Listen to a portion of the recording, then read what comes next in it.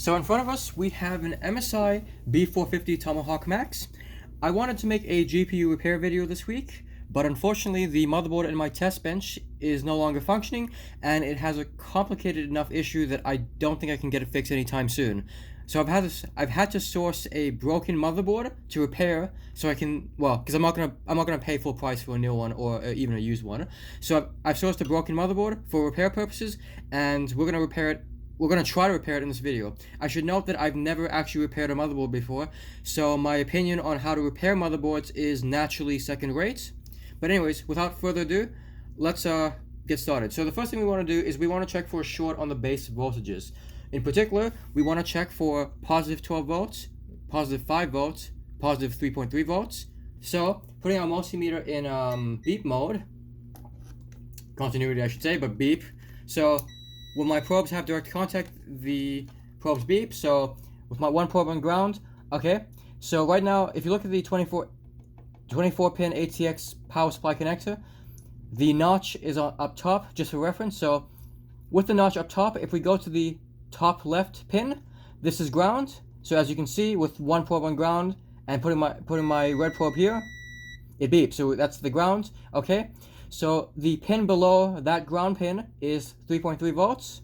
So the positive 3.3 volt rail, and that's good. The pin on the right of the ground pin is 5 volts, which is perfectly good. And the pin below that 5 volt pin is 12 volts, which is perfectly good. So we don't have a short on our positive, regular power rails. So also we want to check the CPU 8-pin. So the way I remember it is that if you go into one corner, so if you don't know, from your view, one column is 12 volts, the other column is ground. So if we go into one corner, I'm not sure how visible this is, but this pin here, and we check it, we have a diode reading of 1.6 and rising, so that's good. And if we go into the other corner, we have ground, so we know that 12 volts is not short there either.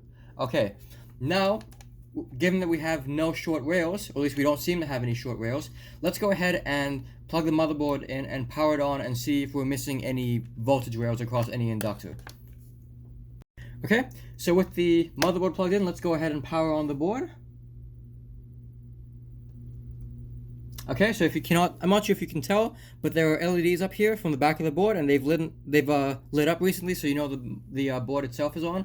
Anyways, let's check across the various voltage rails we have and see if anything looks off. Okay, so first things first, let's check the CPU. So we have 830 millivolts. This is probably good, I'm guessing.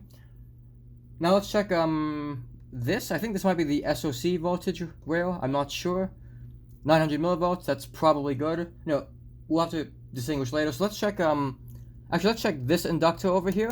I'm not sure what this is either, but we'll see. We might be able to figure it out based off the voltage. So that's the 5 volt rail. I'm not sure which one it is. Probably just regular 5 volts. And checking this here, we have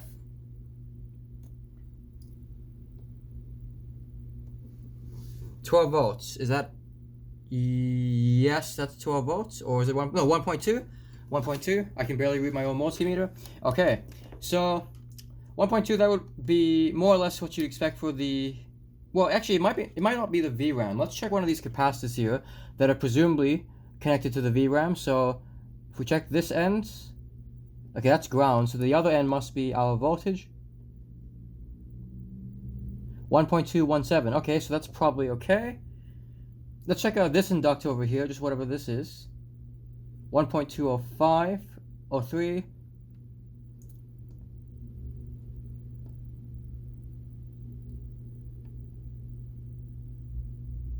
Okay, so nothing looks off, so let's go ahead and plug our CPU in and, well, we'll just see how it looks. Okay, so one thing I've noticed is that if we plug our CPU in and we try to turn on the motherboard, it doesn't turn on. So at the moment I'm shorting the one of the startup pins. I'm not sure if it's 5 volt standby or some other power okay or whatever. But anyways, it's not turning on, right? You can tell that there's no LEDs up top here. There's no reflection. But if let me turn off the power supply. If we take the CPU out, this is gonna be a little risky. So if we take it out,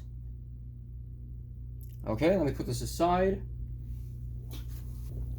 Anyways, as I was saying, if we take the CPU out and then we try to start the computer, you'll find that it actually starts. So you can see the reflection of the LEDs up top, over here. So we have a motherboard that does not start with the CPU inserted, but works, or at least seems to boot without the CPU inserted. So now my understanding is that this usually relates to the BIOS in some way. You know, I'm not too sure. Like I said, I've never repaired a motherboard before, so I'm just going off other people's, just what I read on the internet. You may notice, I'm not sure if you can see it on camera, but if we look over at, let's say, a component, if I zoom in on a component here, you may notice that it looks a little bit brown in this area. So this, I'm not actually sure what this component is currently. I'm guessing it's probably a capacitor. Anyways, the thing to note is that it's, well, on top of looking burned, you know, like bad or whatever, is that if we check the inductor next to it, it reads, oh, hold on, I'm actually not connected, so the motherboard, sorry, the thing's not connected yet, but it actually, yeah, like I was saying, it reads 1.207 volts. Now, if we go over to our BIOS chip here, and we look at the voltage across the first, what I'm assuming is the first pin, 1.2 volts. So these BIOS chips, generally speaking, they take, I mean, at least on a graphics card, they take 1.8 volts. I just want to point out that after deciding that the BIOS was related to our problem, I went ahead and tried to flash the BIOS using MSI's flash BIOS button, but despite multiple attempts, it never even started. So that's what I'm referencing when I say that we couldn't flash the BIOS. So we can guess that the reason why we can't flash our BIOS is because we have an unresponsive, unpowered BIOS chip. And my guess currently is that it's supposed to be 1.8 volts. So what I'm going to do is, okay, I have to dig around on the circuit a little more and try to trace the connections and see what it's supposed to be. But as far as I can tell, given that actually, let me turn off the motherboard. Okay, now that thing is off again. If we check that inductor one more time, we have, well, hold on. We have 1.22 volts. So we can take a guess that since we have voltage while the motherboard is off, it derives its voltage from the 5 volt standby outputs from the PSU. So the 5 volt, if you don't know, the 5 volt standby is always on even when the motherboard is off.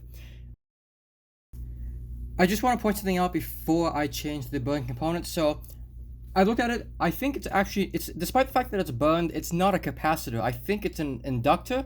So if the motherboard is, it's not on, and I just have the 24 pin ATX cable connected. So on one side of the inductor we have 5 volts, but on the other side we have 2.8. Okay, so I took off the 0 ohm resistor, sorry, not 0 ohm, the inductor, the burned inductor, and I've replaced it with a 0 ohm resistor. So if you look closer, I'm trying to get a good image, so you can see that this is with the previously burned component. It was an inductor, I'm pretty sure now, and I've changed it with a 0 ohm resistor. You might be able to see the 0 on it. As it turns out, by the way, this buck converter here, it is a buck converter. It's an MP2147. So, as it turns out, that inductor was connected to the voltage in pin for our MP2147 buck converter. And if we check the voltage now, okay, I have the motherboard, it's connected to the 5 volt, it's connected to the PSU. The PSU is on, but the motherboard is obviously off. So if we check, okay, checking that 0 ohm resistor on the bottom end, remember before we had 5 volts or 3.7 depending on whether the CPU cable was plugged in, power cable. Well, we have 5 volts on this end, and we go to the other end, we now also have 5 volts. So we now have a much higher voltage in, and in particular, you remember that we had 1.2 volts on the first pin, what I think is the first pin of our BIOS chip. Well, now we have 1.8 volts. So it seems like we have working voltage. Let's see if this let's see if the motherboard finally turns on and if it can boot. So let's see. So let me just short the. Unfortunately, for this clip, I used the wrong type of RAM and the motherboard never booted, so don't be alarmed when in the next clip the RAM is completely different. Here we go. So, as you can see, we have a CPU in. In fact, the LEDs have changed color, and if you look at the monitor, in a moment you'll see... Okay, so the backlight has turned on, I'm not sure if you can see, and we have an image, right? So in this case, it's giving me a error image because the... Anyway, so the reason why there was an error message on earlier in the before the BIOS screen is because the RAM stick is installed in a non-optimized slot according to the motherboard. You know, we don't care about this. In either case, however, I'm going to go ahead and say that the motherboard is repaired. It's at least in a good enough state that I can start fixing graphics cards again and make more videos. So, anyways, I've never repaired a motherboard before, and I've never made a motherboard repair video. If you want to see, actually, I really want to know from my viewers whether you want to see more motherboard repair videos, and if you do, whether you like the format. So at the moment, you can notice that I have the motherboard sideways. I think this is a bit more natural, given that most people have widescreen monitors, and in particular, I've chosen this particular orientation because I want the I/O on the bottom left and the 24-pin in up top. If you don't like this orientation and you think instead, you know, it should be, you know, flipped so that the I/O is in the top right, please let me know. Or if you just want to see the motherboard standing straight, again, let me know. You know, these things are hard to take a video of because of the size, but in either case, let me know how you want to see it, and I'll, like I said, I'll try to make an arrangement so that, you know, if you want to see more motherboard videos, it's at least easier to watch and the components are easier to distinguish. Anyways, thank you for watching this video. I hope you learned something, because I can tell you I definitely did, fixing this, given this is my first motherboard repair. And hopefully I'll see you in the next video.